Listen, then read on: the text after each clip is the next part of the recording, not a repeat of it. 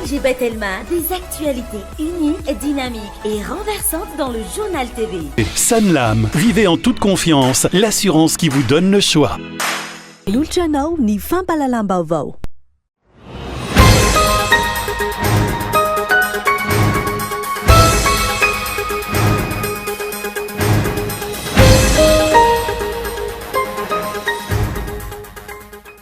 Nitetana 7 lavitra ariary ny famitsim-bola ina ho nisy nandritra ny taona 2024 raha nambarany avy eo anivo ny samy finina ny sehatr'asa mifandray amin'ny fanondranana sy ny fividianana entana avy any ivelany amin'ny ankapobeny no ahitana izany eo ihany koa ny lafin'ny kolikoly.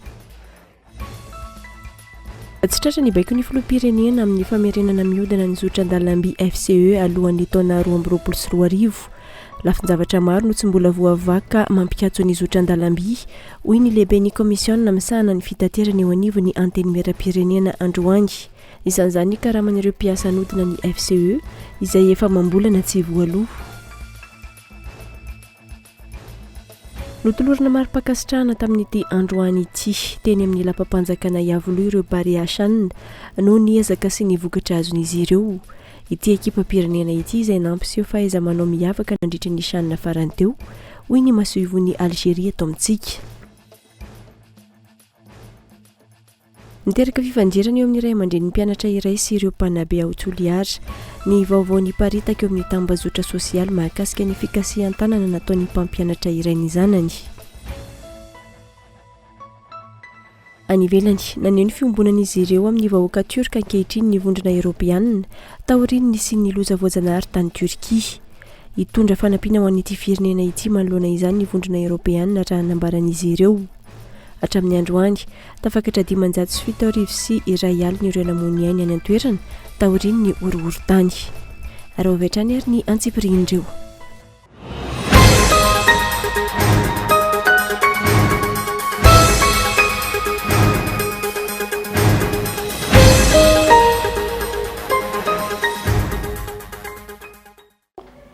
Ankafaliana indray tomboka lasy tomboko vavy no itidiana ny tokantrano amin'ny ity alina ity tonga soeto amin'ny fotoana ny fampalalam-baovao.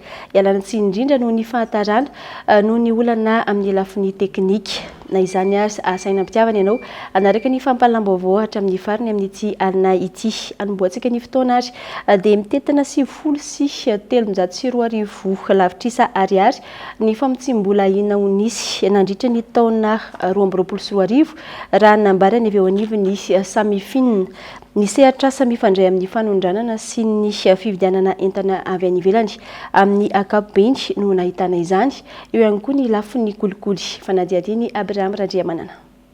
Niakatra voroeny raha ampitaina ny taona 2024 ny fanambarana fifampirarahana mampiaya mikasika ny famotsim-bola voarainy teo anivon'ny samy finina na ny sapadrara malagasy adina amin'ny famotsim-bola sy ny famatsim-bola ny asa fampiororona ny taona 2024. Ny fandika ny dalàna iny anivon'ny fahatseranana sy ny lafin'ny araketra amin'ny ankapobeny no nahitana izany raha ny fanazavana.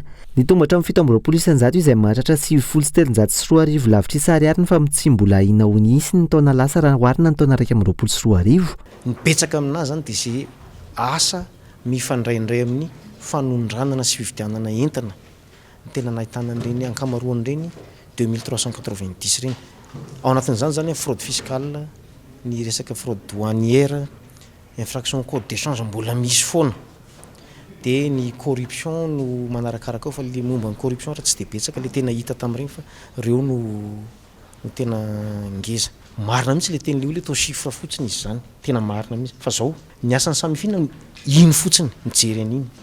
Inona ny hafaran'ireny? Misy amin'ireny tsy famotsim-bola fa aiahina reny.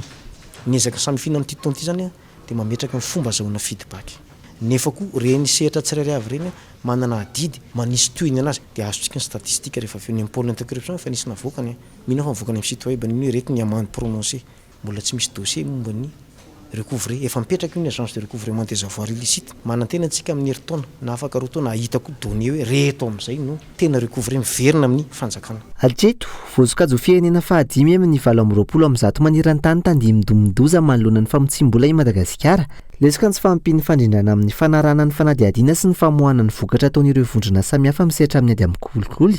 Ilaina araka izany ny fanavaozana ny paikady hatrena izany. Taorian'ny voany reny laharana sy notin'ny Madagasikara reny izay mbola ambany dia ambany, lavitra dia lavitra ny tanjona napetraka ny paikady pirenena idina amin'ny kolikoly izay everina fa hoe ny taona 524 ary tokony hatratritsika zany ny isa 50 amin'ny isa 100 dia hitantsika fa mbola voatsasany no notitsika.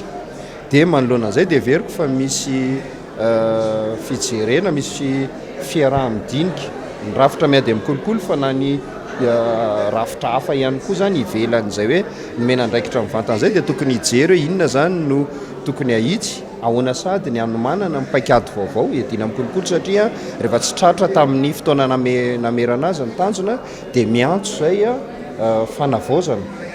Miantso fanavaozana zay dia ahoana ny inona izay fanavaozana zay, inona izay fanitsiana zay ary ahoana ny atrarana ny tanjona satria sasamiandry ny olona amin'ny vokatra azo amin'ny ady amin'ny kolikoly. Ankoatra izay, tanjona ho an'ny samifina ankehitriny ny fidirana mpikambana anatin'ny vondrona Egmont. Natao izany ho fanamafisana ny fiaraha-miasa eo amin'ny sehatra iraisam-pirenena, manoloana ny ady atao amin'ny famotsim-bola sy ny famatsiana ny asa fampiroroana. Fa tsy tratra ny baiko nomen'ny filoham-pirenena amin'ny famerenana mihodina ny zotra an-dalamby FCE alohan'ny taona 2024.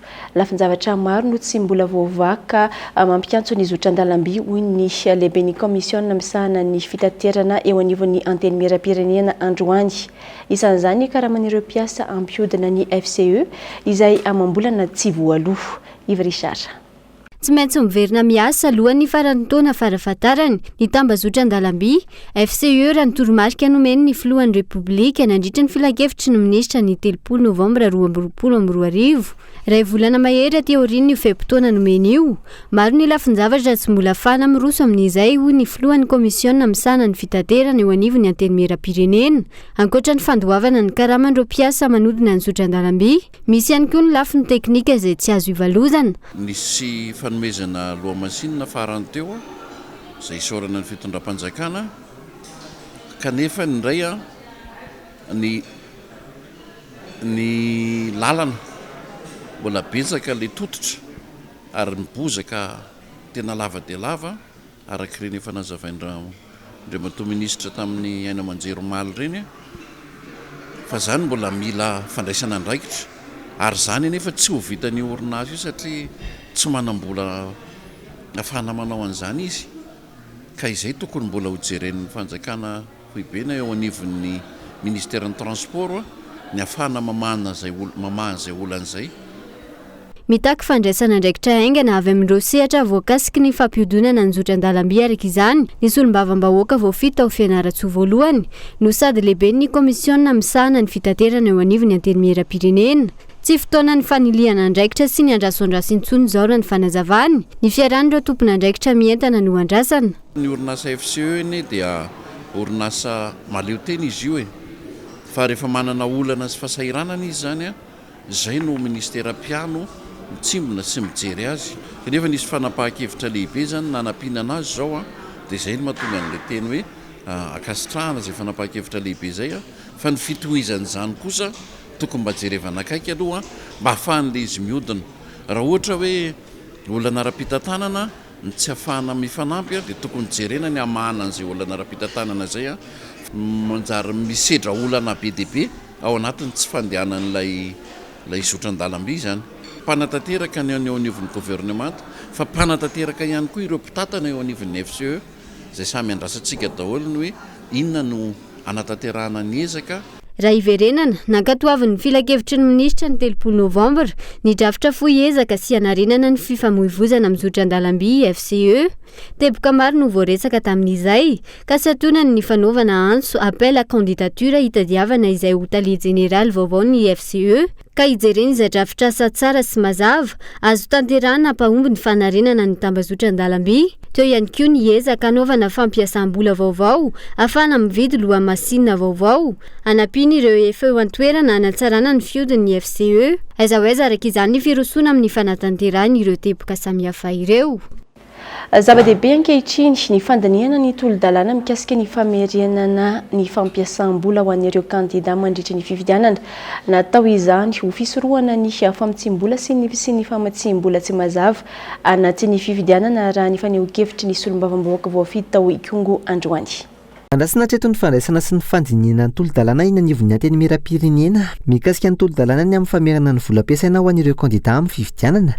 Tanjona ity tolo-dalàna ity ny famaritana mazava ny famatsiana sy ny vola ampiasain'ireo kandida manoloana ny ahany amin'ny famotsim-bola mandritra ny vanim-potoam-pifidianana. Indrindrindrindra fa 3 tsika zao hiditra amin'ny fifidianana dia atahorana ary mampanahy mihitsy ny sina fidiram-bola na famatsim-bola tsy mazava ifangaro ao anatin'izany resam-pifidianana zany. Ny fahavononana ara-politika ihany ny fototra ny zavatra rehetra fa rehefa mipetraka izay fahavononana ara-politika izay dia mandeha ho azy ny rehetrarehetra. Zaho no nanoratra ilay lalàna ary nametraka lizy teo anivon'ny antenimieram-pirenena fa dia mbola hiraritsika sy andrasantsika mety azahoany zany tolo-dalàna zany fahafahana hiditra ao anatina lahadinika ka hodiniany eo anivon'ny antenimiera rotonta.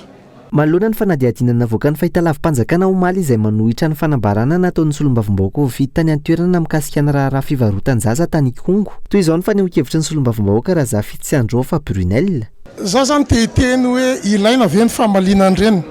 Ny antony dia tsotra, rehefa tsy fampiaintsika piraitan-drazana, rehefa tsy fampinotsika piraitan-drazana dia mazava ho azy fa tsy maintsy ny avy any ivelany no anambara ny marina sy aneho ny marina eto amin'ity firenena ity.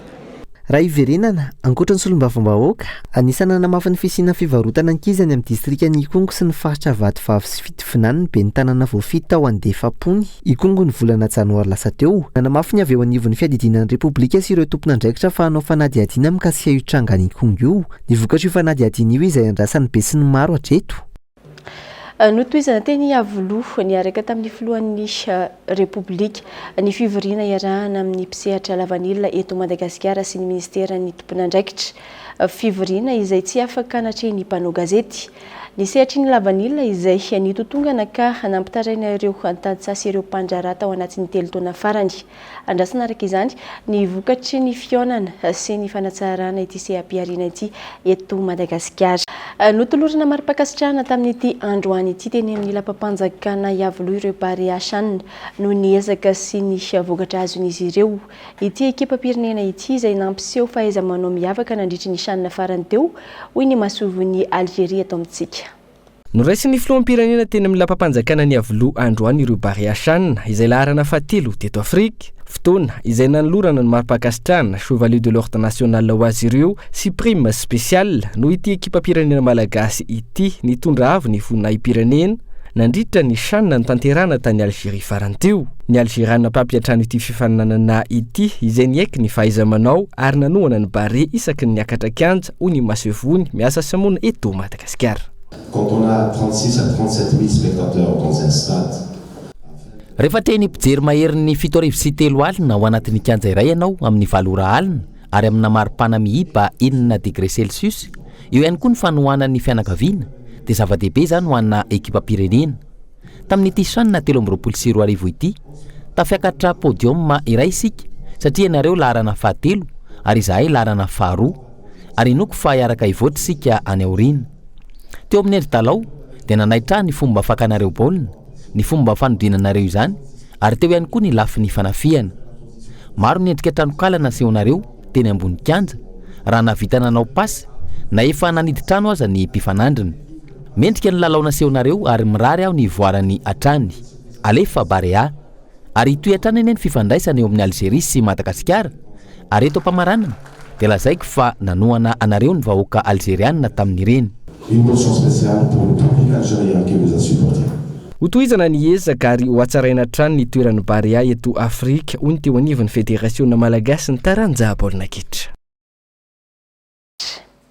fa miamahazo vahana eto Madagasikara ny pêche artisanale na ny jono salatsalany noho ny fiainan'ny hazan-dranomasina. Manoloana izany tokony hanamafy ny fanaraha-maso ireo sambo mivezivezy eny fotony hialany amin'ny fanararaotana samihafa hoy ny tompony andraikitry ny jono sy ny toe-kariana manga. Onona saina. Manoloana ny fiainan'ny hazan-dranomasina mihasarotra ny sehatry ny jono. Ny tombo vokatra izany ireo mpisehatra amin'ny pêche artisanale na ny jono salatsalany indrindra ny amin'ny faritra Boiny, Menabe ary Atsinanana. Ity sokajana jono ity izay ilana fahazon-dalana manokana hoy ny tompony andraikitra eo anivon'ny jono sy ny toe-kariana manga. Fa anisany critère rehefa hipetratakina dia voalohany dia mila raha orinasa izy mangataka dia orinasa ara-dalàna aloha mazava ho azy. Fa misy olo-tsotra zay efa manana hoenti-manana afaka mividy lakana, afaka mividy motera dia tsy maintsy jerena hoe manana an'izay marina ve izy. Dia ny teboka fahatelo dia orinasa efa misy dia ahoana ny tantaran'ilay orinasa teto Madagasikara amin'ny sehatra ny jono. Ary ny fahaefatra dia tokony sambo manana ny pavillonnage malagasy satria hiasa ty amin'ny territoire maire territorial Madagasikara no hiasany dia tokony manana an'izay hoe naturalité Madagasikara ny sambo anankiray. Noraketina ao anatin'ny boky andraikitra ireo sambo nahazo ny fahazon-dalana ihany koa ny faneken'izy ireo ny fisavana ataon'ny tompony andraikitra eny fotony ary hatramin'ireo mpanjono madinika mahazo manamarina izany. Fa atsika zay na ny société civile zany na ny tompony andraikitra ara-panjakana eny an-toerana amin'ny faritra dia manana fahefana ko atsika naramaso an-tany hoe rehefa misy sambo hitantsika mampiahiahy dia an-tany io dia manana taratasy ara-dalàna ve le sambo sa tsy manana ara-dalàna. Ary mandritra ny fotoana zay asany dia nareo mpanjono madinika aza dia manara-maso satria taloha zany dia mampiasa harato reny sambo reny fa amin'izao zany dia ny palangre na ny vintana no ampiasain'ireny sambo fa tsy afaka mampiasa harato tsony voarakitra ao anatin'ny protocole zay zavatra zay. Ary ny toerana zay anjonoany dia tsy aty amin'ny toerana misy ny mpanjono madinika tsony fa à partir ny 3 à 4 miles mandeha ny au large zany hoe miala amin'ny faritra zay misy ny harambato na ndresy fikorana izy miasa fa tsy maintsy any amin'ny lavitra zay tsy hanelingelina ny mpanjono madinika mihitsy zany izy. Araka izany misy sokajy telo amin'izao fotoana ny jono eto Madagasikara ary samy manana ny faritra-dranomasina iasany. Voalohany amin'izany ny jono madinika na ny petite pêche. Tafiditra ao anatin'ireo mpanjono madinika ireo manao ity asa ity amin'ny fomba nentim-paharazana, mampiasa ny lakana sy ireo mampiasa ny sambo misy ny motera latsaky ny 15 chevaux. Ireo mampiasa ny sambo misy motera na ny embarcation motorisée manana tanjaka 15 chevaux hatramin'ny 50 chevaux no sokajina ao anatin'ny jono salantsalany na ny pêche artisanale ary ireo sambo ambonin'izay no ao anatin'ny jono vaventy na ny pêche industrielle. Fa tsisy fampandrosoana voanina eto amintsika raha mitoy ny fiankinan-doha amin'ny famatsim-bola avy any ivelany hoy Andria Lemirovasoa Gérard Androany. Ity mpanao politika ity izay mivohy ny firenena état du type nouveau manoloana ireo tsy fihetezana ara-pitantanana maro samihafa misy eto amin'ny firenena. Ho lavitra ny lalan'i Madagasikara raha ireo tondro hitarafana ny fandrosoan'ny firenena iray no jerena hoy Andria Lemirovasoa Gérard Androany nandritra ny valandresaka ny fanaovany tamin'ny mpanao gazety. Fampandrosoana sy fampivoarana ny malagasy izay tsy ho tratra raha izao fiankinan-doha amin'ny vahiny izao no mitohy raha ny faniokeviny. Isika ane zao mpangataka état mpangataka état mendiant. Ay vaza meo vola kely koa agnino misy vola kely koa magazaraka meo vola vaza.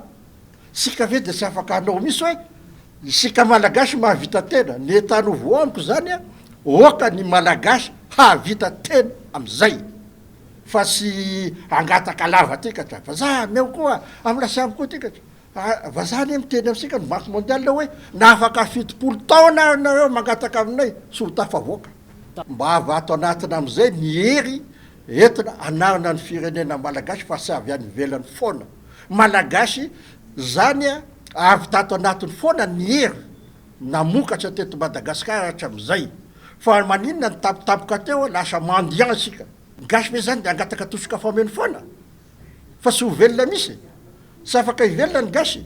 Ankoatra izay ilaina ihany koa ny fanovana ny lalam-pandrenana raha ny fanazavany ahafahana mametraka fitoniana maharitra eto amin'ny firenena.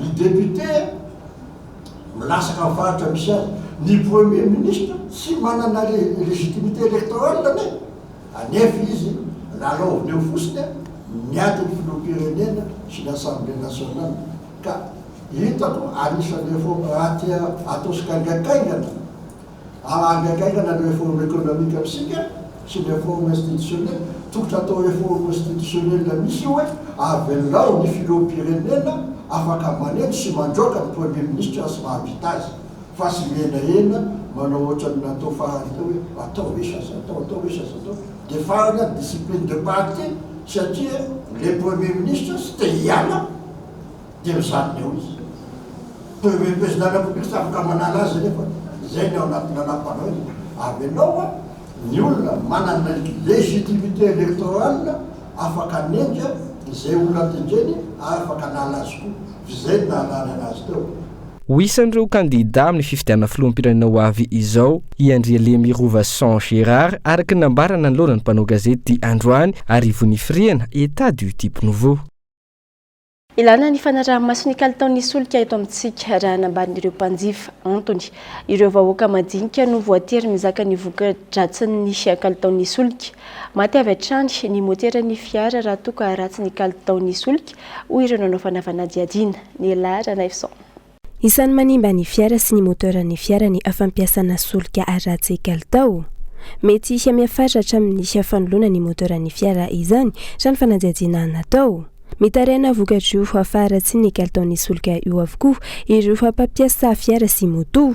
Sy misy hoy izy ireo ny fepetra raisy ny fitondram-panjakana manoloana izany. Nambaran'ireo mponina fa afanodikodoina ny resaka fotsiny ihany no ataony fitondrana amin'ny tsy fanatanterahana ny fampanantenana. Kalitaon'ny solika eto Madagasikara zany azo lazaina hoe ratsiratsy ihany. Dia zay faratsy ny kalitaon'ny solika zay no mitarika fahasimban'ny fiara matetika. Indrindra ho an'ireo mampiasa gasoil sy gasoil zany satria za mampiasa tomobile misy gasoil ihany keo koa dia fantatro le qualité an'le izy fa somary ratsiratsy. Zakana mihitsy zany zareo amin'ny ministère tsy fantatro hoe iza zany tompony andray tokony andray tanana ny fijerevana ny kalitao an'le solika zay fa raha ny zava-misy zany na tsy vitany hoe solika ihany fa hatrany amin'ny pièce détachée tena zay mahatonga ny accident be dia be eto Madagasikara io. Tsy misy fandraisany mihitsy zany tsisy fa rehefa hoe mampiditra izy dia mampiditra fa rehefa tsy mampiditra izy dia mijanona fotsiny amin'izao nefa niny hoe taloha amin'ny faran'ny taona 2022 teo nefa ny hoe laza hoe ampiditra izy dia nefa ny hatramin'izao toa tsahany tsy hita ihany zay vokatry le izy satria raha bizany neto rehefa mbota azy be tahaka ny inona fe dia mbola ampimpianan'izay biso be zay ihany.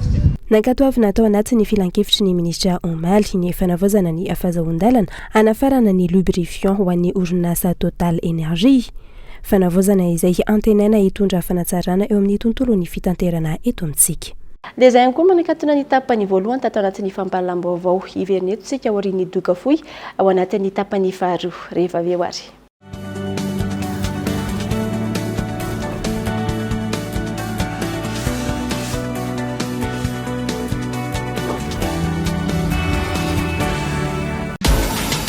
Ta télé fibrée. En ce moment, abonne-toi à la fibre. Telma t'offre la box Telma TV, plus 3 mois d'abonnement à tes chaînes préférées en top qualité. Ça, c'est Dual Play.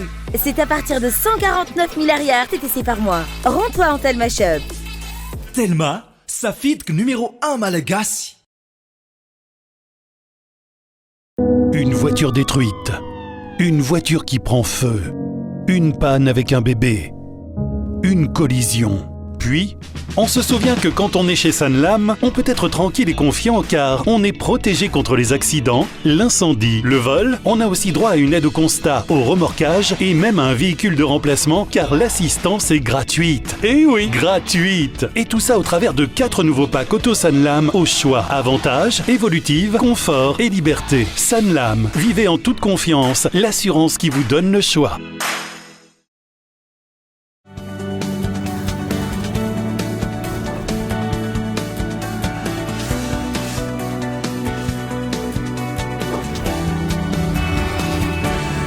Isaona trany ianao tsy misaraka aminay mamerina ny araba tonga soa indray ary atao anatin'ny tapany faharoa ny fampalalam-baovao amin'ity alina ity. Anoizy antsika ny vaovao avy hatrany dia nisitraka fitsaboana sy fizarana fanafody maimaim-poana avy amin'ny fiadidinan'ny commune Antananarivo renivohitra Androany ireo mponina teny amin'ny fokontany Anjanahary faharoa tolotra natao ho an'ireo vahoaka sahirana sy misedra olana amin'izao fotoana izao. Io titina. Sahirana avokoa ny ankamaroany ny mponina amin'izao fotoana. Manoloana ny fahalafosan'ny sara-pitsaboana sy ny vidim-panafody eny amin'ireo tobim-pahasalamana maro eto an-drenivohitra. Antony sy ny tolotra fizahan-pahasalamana sy fanomezam-panafody maimaim-poana azy ireo tetsy Anjanahary 2. Tena nafinaritra be sady makasitraka izay fa nahazo fanafody. Raha ho any dokotera tsinona tsisy vola hoentina any dokotera fa zala raha mba misy maimaim-poana dia makasitraka n'izany tena nay. Ka tsisy volako tsy manam-bola. Za tsy afaka miasa fa zany efa voan'ny AVC dia reto ilako ty zany efa tsy matohatra firy. Dia vidina fanafody any aloha tsy fantako fa efa mba nahazo dia faly fotsiny foko, faly. Ny anazy marary vavony dia zay ny andanako ty sady mitsindrona nanao fisako raha dia voako dia sady nararolontoko ilay izy. Taloha raha any aminay zao misy dokotera mitondra 7 arivo any nefa ny anao tsy sahirana tsy manana nefa.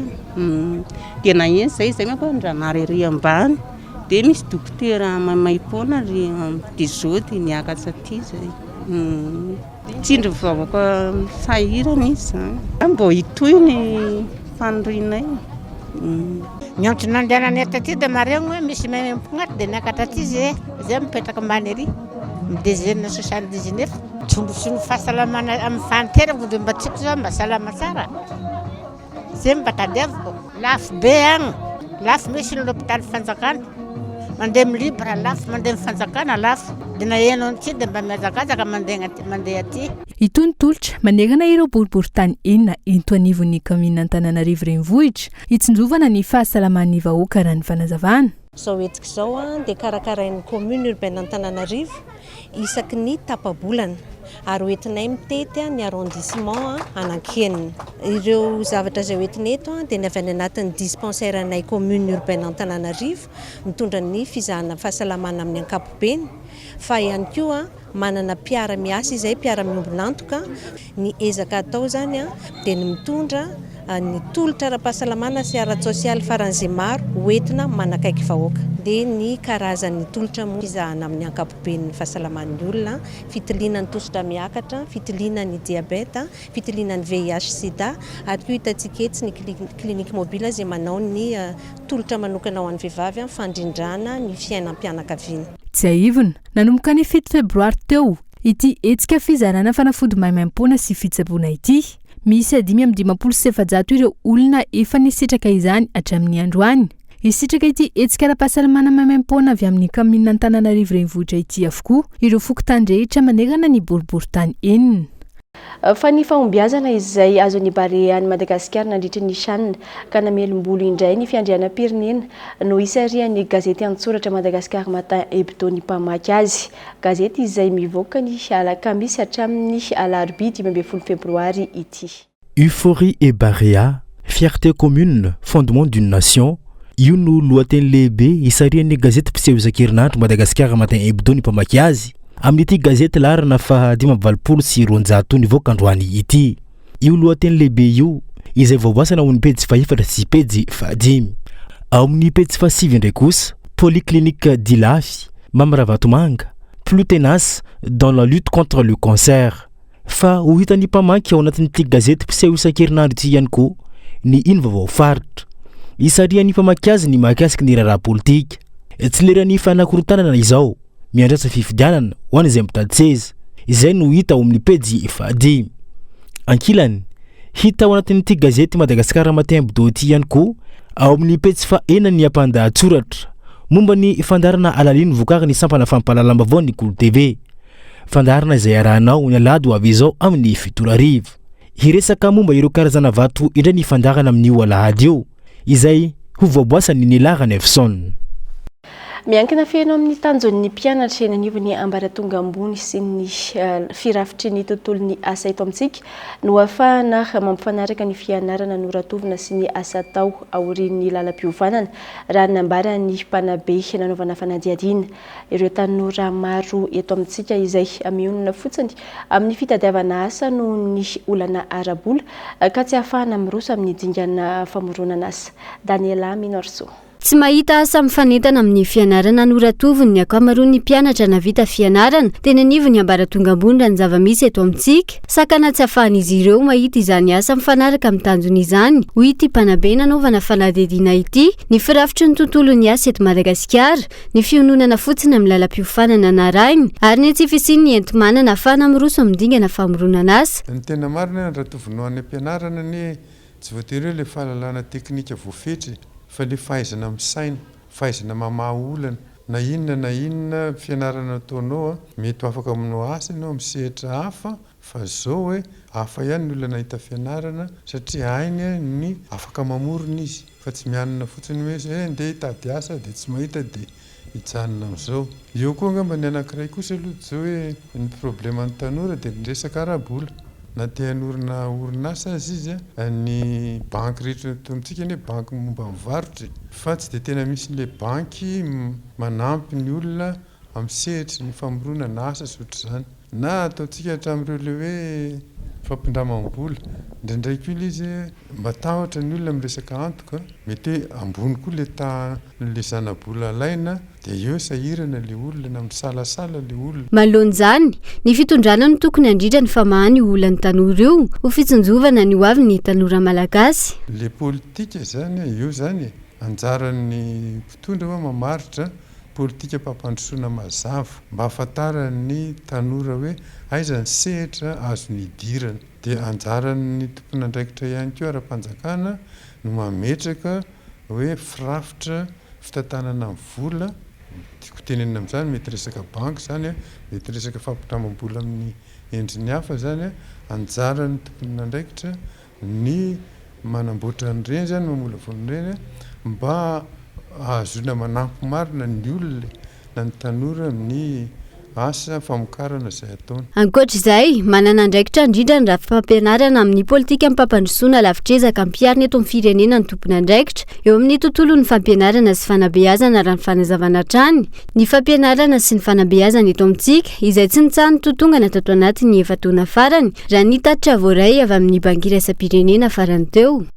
Antoko ny fampandrosoana ny fanatsarana ny tontolon'ny fanabeazana ka ilana fanatsarana sy fanavoazana ireo fotodrafitrasa.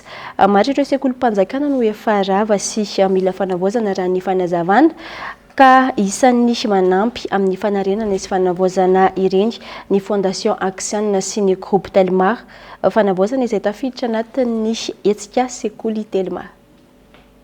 Saika tsy misy fanavoazana sy fanamboarana avokoa ny akamaroany ireo sekolim-panjakana izay hita amin'ny faritra maro eto Madagasikara. Eo ihany koa fa ny faritra izay tsy mbola ampy ny sekoly andraisana ireo ankizy. Ho an'ny eo amin'ny komuna Alasora manokana, marobe ireo ray aman-dreny teny an-toerana no safidiny tsy andefa ny zanany ao amin'ny EPP Ambohimanga Alasora antony efa ratsy ny fotodrafitrasa. Voatery tsy maintsy mandeha any amin'ny EPP halavitra ny toerana araka izany ireo ankizy. Ho fanatsarana ny tontolon'ny fanabeazana eto Madagasikara, misy ny tetikasa sekoly Telma izay fiarah-miasa ny Fondation Axian sy ny Groupe Telma efa nisy ny vokatra hita raha ny fanazavana. Dia fanamboarana EPP na construction na réhabilitation dia manamboatra na EPP zay préscolaire koa dia CEG fa izy fotsiny hoe école publique ny ataonay hatreto efa mihoatra ny zato ny isan'ny sekoly Telma natsangany Fondation Action tia natokana androany ity moa zany dia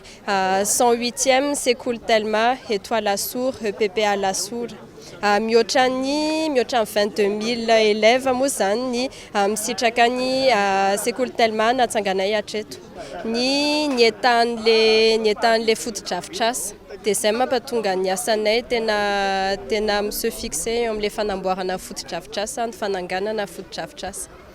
Tsy vitan'ny komuna Ireriany ny fanamboarana sy ny fanorenana ireo fotodrafitrasa maro raha ny fanazavan'ny bentanàna ilaina ary manampy hoy izy ny fisiany ireo mpiara-miombonantoka. mpiara-miombonantoka tsy mizaozao ary tsy mavita samyrery ny fampandrosoana ny tanàna ny commune na ny fanjakana fa ilaina dia ilaina ny fiara-miombonantoka na ny partenariat public privé.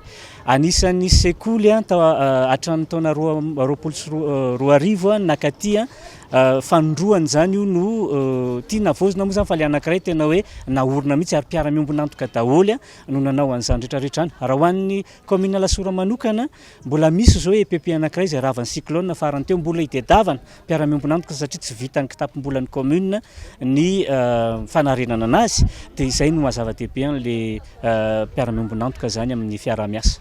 Notokanana tamin'ny fomba ofisialy androany ny sekoly Telma izay fanarenana ny EPP atao Ambomanga Alasora nataony Fondation Axia sy ny groupe Telma sy ny Fondation AFF. Miteraka fifandirana eo amin'ny iray aman-dreny ny mpianatra iray sy ny mpanabe ao Toliara ny vaovao niparitaka amin'ny tambazotra sosialy mahakasika ny fikasihan-tanana nataony mpampianatra iray ny zanany. Fanadihadinana nataony Bonhomme Élysée, Kolo TV Toliara. Raim-pianakaviana iray no mitaraina manoloana ny fikasihan-tanana nataony mpampianatra amina sekolim-panjakana iray ny zanany vavy ka niteraka tsy fahasalamana ho an'io zanany io. Indroa izy ireo no niditra hopitaly ary lasa manana olana ara-tsaina ilay zaza raha ny fanazavany ray ny hatrany. Tamin'ny 26 janvier zany ireo nanao foro malagasy dia misy karotaniana toetrany zany mikasika ny foro malagasy io. Dia izay fanotanena izay zany nahasosoka ny professeur malagasy ny tapitary ka ny masony nanome totohony. Dia nanomboka teo izay zany dia zanako zany narary.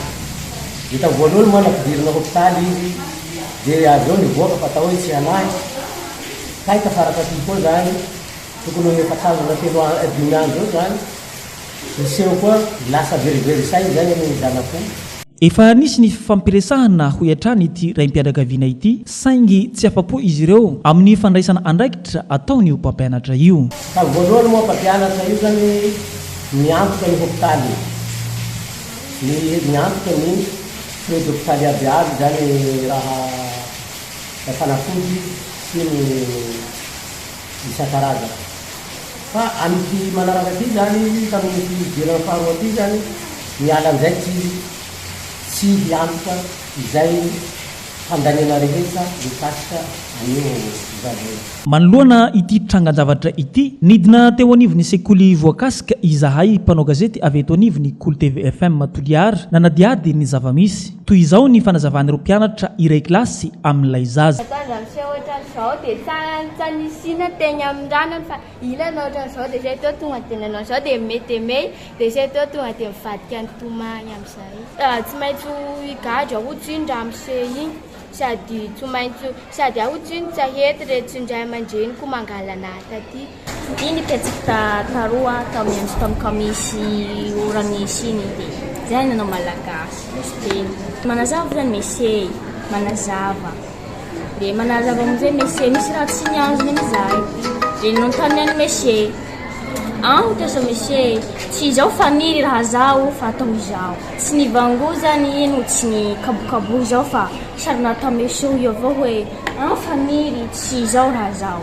Le nitomany amin'izay nitomany. Azafady asa mesey faniry fa laha mahararanao raha zao azafady fa tsy ataonay lafa tomany avy atao mesy fisangisanginao fa izany afaky sangisangy mitomany misy manao io avao zany le zay mianatra dia milafidafiko bambany eo le kozokozokozokombeo la volany amin'izay tsy darenitresanay fa mihehefatany avao dia avoka ibakany la malany kapa atany andohany any. Manoloana ilay fanambarana nataony rain'ilay zaza atao amin'ny tambazotra sosialy kosa mahakasika ny tsy fandraisana andraikitra ataon'ilay mpampianatra mitsipaka izany ireo mpampianatra sy ny tompon'andraikitra misahana ny fanabeazana eo anivon'ny Sisco ny Toliara voalohany. Soroko etona fa ny acte dia niseho tany amin'ny le 26 janvier 2023 izay acte tsy nisy totondro velively tanany mpampianatra niainga teo amin'ny kahiny ka nikasika kely ny masony no niezana ny dramatisena ny exagerena ka nampitomana n'ilay zaza dia no ny teo ihany dia efa nifona ny mpampianatra namana noho ny zavatra ny tanany mikasika ny mason'ilay zaza tsy fananina nefa na dia zany aza na ny tamin'le 26 na tamin'le 27 na tamin'ny omaly dia mbola ny fikambanam-ben'ny mpampianatra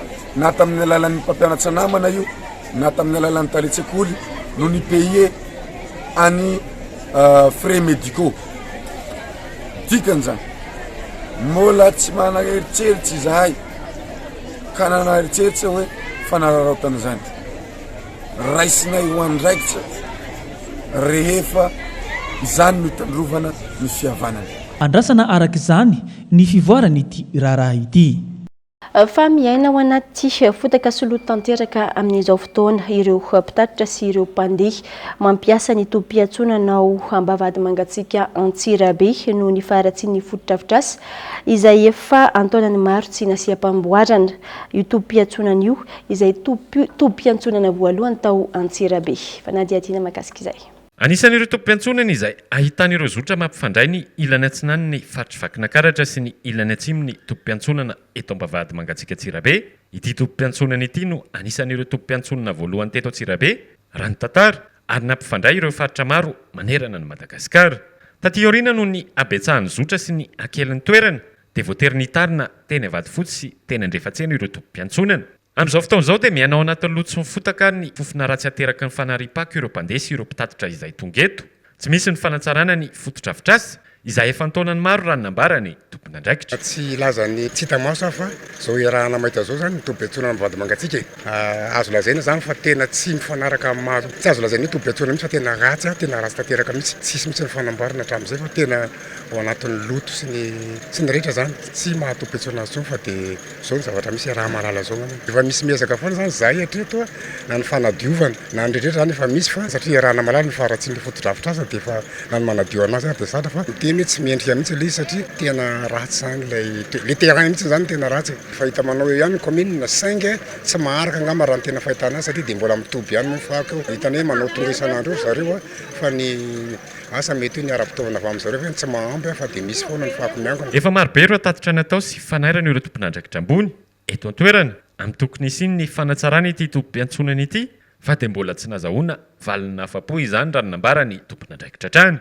Eo ihany koa ny faratsy lalana izay andehanan'ireto zotra ireto izay anisany mampitarain'ireo mpitatitra ka miatraika any amin'ny mety akarany sarandalana izany. Misy zotra anaky enina zany izy raha amin'ny ankapobeny eto dia tsy dia efa manaovana antso avy sahady satria mifandray indrindra amin'ilay faharatsian'ny lalana dia tena mitaraina dia mitaraina mihitsy mpitatatra satria ny vola rehetra izay mba azon'ny mpitatitra dia lany amin'ny fanamboarana satria ratsy ny lalana tena ratsy satria avy mandeha indray mandeha tsy misy fanamboarana indray mandeha ka raha ohatra ka mety tsy hisy zany fandraisana andraikitra izay ataon'ny fanjakana dia mety tsy maintsy hiova ary mety hangataka fisondrotana friandy zay ny orinasa satria mafy loatra zany tsy misy iviremina intsony le mpitatitra. Fangatahana izay efa natao dia hoe tokony mba tokony ho avaozana ny fotodrafitrasa misy eto aminay satria ny rehetrarehetra na lalana miditra ao anaty sy ny lalana mivoaka dia mba maniry zay mba hisiny ny fotodrafitrasa mba lehibe sy mba tokony hifanaraka amin'izao toetrandro misy antsika zao. Araka izany dia mianao anatin'ny loto sy ny fotaka tanteraka ny tobim-piantsonana eto ambavady mangatsiaka Antsirabe amin'izao fotoam-pahavaratra izao. Miaveriny asinama malagasy eo amin'ny sehatry ny mozika amin'izao fotoana hoy ny mpanakanto Andrianjakamamy Rakoto Nirisha Benjamin fantatry ny maro amin'ny solona anarana hoe Mamy Rakoto tokony ho tohanana ary omena sehatra ireo mivony gadona tena malagasy raha ny fanehoan-keviny amerenana io asin'ny mozika malagasy io. Nadiadiny Ndimby Christian. Misy eo amin'ny endriny maro ny fitotonga ny zavakanto eto Madagasikara amin'izao fotoana isan'izany ny sehatry ny mozika malagasy hoy ny mpanakanto Andrianjakamamy Rakoto ary Benjamin na i Mamy Rakoto. Malony eo ilaina ny fampiroboroboana ny mozika malagasy sy ny fanasongadinana azy eo anatrehany ny mpivohy ny gadona vahiny raha ny fanazavana. Rehefa mitsoka ny mozika io tsisy ninona azontsika atao mitsoka avy any Afrikany io mitsoka avy any Amerikany io ny mampalahelo fotsiny adino ilay atsika. Ny zavatra kely sisa mitazona mamalagasy atsika dia ilay tononkira satria ny teny gasy. Tsisy maharatsy an'izany tsisy maharatsy an'izany marobe ireo artiste amin'izao fotoana izao malaza fatadaza eran-tany mihitsy fa ny tokony atao dia izao azo atao tsara mihitsy ny mampivady io rivotra mitsoka io amin'ny kantontsika malagasy fa tsika kory sanatria tso amerikanina mandrakizay tso afrikanina mandrakizay fa tsika ane malagasy ary ozy izy ny fitenenana je suis fier de l'être azonao dia ny atsika gasy zany raha mba sitrapoko sy ny faniriko ireo mpanakanto gasy raha tokony mba ho fiera daoly amin'ny malagasy azy dia mba manandratra an'izay zavatra manana andraikitra amin'ny famelomana ny mozika tena malagasy sy ahafantaran'izao tontolo izao antsika ny herivelona rehetra raha ny fanazavana manomboka amin'ny fanjakana ny aina aman-jery ary ireo ray aman-dreny. Amin'ny maresaka avy any ivelany kosa indray dia naneho ny fiombonan'izy ireo amin'ny vahoaka turka ankehitriny ny vondrona eropeana taorian'ny nisian'ny loza voajanahary tany Turkia. Hitondra fanampiana ho an'ity firenena ity manoloana izany ny vondrona eropeana raha ny fanambaran'izy ireo hatramin'ny androany tafekatra 507 sy 1 alina ireo namony ainy any an-toerana taorian'ny horohorontany. Fanampanazavana entiny Abraham Randriamanana eo amin'ny sariny France 24. Telandra dia aorian'ny sy horohorontany ta Turkia tafakatra 507 sy 1 alina ireo namony ainy raha ny tatitra ofisialy midiohatra eto ny asa fikarohana ireo niarambona anatin'ireo foto-dravitra sarava ao Turkia sy Syria. Fepetra noraisin'ny tompona andraikitra ny antoerana ny fametrahana fasana vaovao manoloana ny fahabetsahan'ireo maty. Maina anatin'ny alahelo amin'izao fotoana ireo mponina voakasiky ny fahoriana avokoa ny fianakaviana misy azy ireo. Etsy-ankilany lafindra toerana ireo mponina tandindomindoza sy ireo trabona ankehitriny hitondra fanampiana ho an'ny Turkia ny vondrona eropeana raha ny fanambarana nataon'izy ireo. Naneho ny fankahirezana sy ny fiombonana amin'ny vahoaka turka ny vondrona eropeana nandritra izany. Ankoatr'izay firenena misy 570 maneran-tany no hitondra fanampiana ho an'ny Turkia sy Syria taorian'ity loza voajanahary ity. Dia izay ihany koa tompoko lahy sy tompoko vavy no masaka azo natolotra tamin'ity alina ity ankasitrahana feno ianao tsy nisaraka taminay hatramin'ny farany. Raha ampitso amin'ny ora mahazatra ny fotoanantsika manaraka eto amin'ny fampahalalam-baovao. Mandra-piona tompoko.